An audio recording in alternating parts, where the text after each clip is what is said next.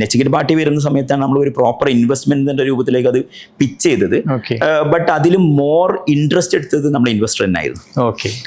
ആ ഒരു പർട്ടിക്കുലർ ടൈമിൽ നമുക്ക് ഇൻവെസ്റ്റ്മെന്റ് വേണ്ടി എത്തി വെക്കേണ്ട ഒരു രൂപം ഉണ്ടായിരുന്നു. ബട്ട് ആ ഒരു ഫിനാൻഷ്യൽ ഇയർ നമ്മൾ സംഭവം അത് മാനേജ് ചെയ്ത് എത്തി. അപ്പൊ എത്തിയ സമയത്ത് നമ്മൾ പറഞ്ഞു ഇനി ഇപ്പൊ വേണ്ടി വരില്ല, നമുക്ക് ഫ്യൂച്ചറിൽ മതിയെന്ന് പറഞ്ഞു. അപ്പൊ മേ ബി അതൊക്കെ ആയിരിക്കും ഇൻവെസ്റ്റേഴ്സ് നോക്കുന്ന കാര്യമാണ്. If you are very much in need of money, നിങ്ങൾക്ക് ആരും പൈസ തരില്ല. അതാണ് അവിടെ ഒരു ക്യാച്ചായി വരുന്നത്. നമുക്ക് രണ്ടിതിലും കിട്ടിയൊരു കാര്യം അതാണ്. നമുക്ക് ഭയങ്കര ക്യാഷിന് നീഡായിട്ടുണ്ടെങ്കിൽ അത് ഉണ്ടായി കഴിഞ്ഞാൽ മാത്രമേ അത് നടക്കുകയുള്ളൂ എന്നുണ്ടെങ്കിൽ നമുക്കത് എന്താ പറയുക, ആ മണി നല്ലൊരു എമൗണ്ടിൽ നമുക്ക് അച്ചീവ് ചെയ്യാൻ അത് ഡിഫിക്കൽട്ടായിരിക്കും.